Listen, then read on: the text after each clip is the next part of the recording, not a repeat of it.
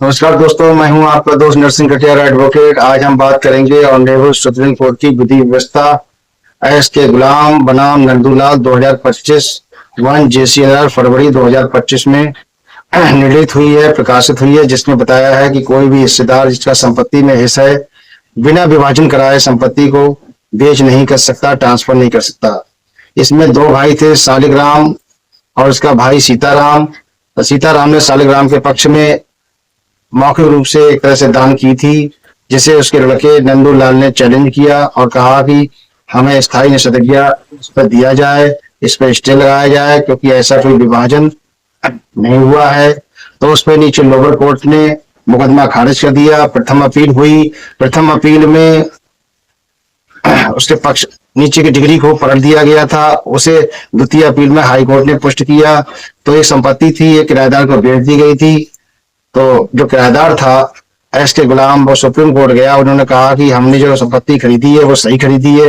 तो supreme court ने ये फाइंडिंग दी, इस संपत्ति का कोई बंटवारा नहीं हुआ है, ना ही वो सीमांकित किया गया है कि चिन्हांकित किया गया है कहां से कहां तक की संपत्ति है। तो बिना बंटवारा कराए इसी संपत्ति को नहीं बेचा जा सकता, ना ही उसमें हक प्राप्त किए जा सकते हैं। जो उसका चचेरा भाई था, चचेरे भाई ने ये संपत्ति बेची थी, उन भाइयों में से एक ने।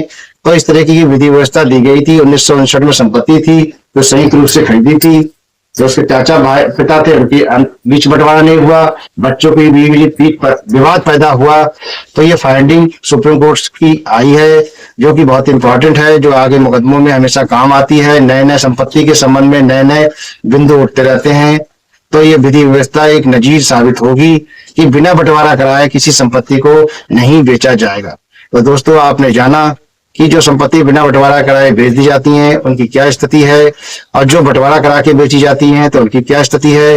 इसमें इस मामले में 17 कमरे थे, कुछ 4935 वर्ग मीटर जगह थी, जिसमें टाइल्स पत्थर लगे हुए थे। तो ये विवाद यहाँ लोअर कोर्ट से लेके सिविल जज सीनियर डिवीजन से लेके और जिला जज और फिर हाई कोर्ट सुप्रीम कोर्ट तक पहुंचा। तो ये विधि व्यवस्था लाई गई है। तो दोस्तों, आज आपने जाना कि बिना बंटवारा कराए संपत्ति को नहीं बेचा जा सकता।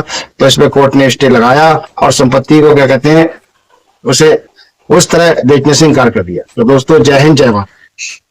इन शब्दों के साथ मैं अपनी बाड़ी को बना देता हूं। मेरे चैनल को लाइक शेयर सब्सक्राइब जरूर करें।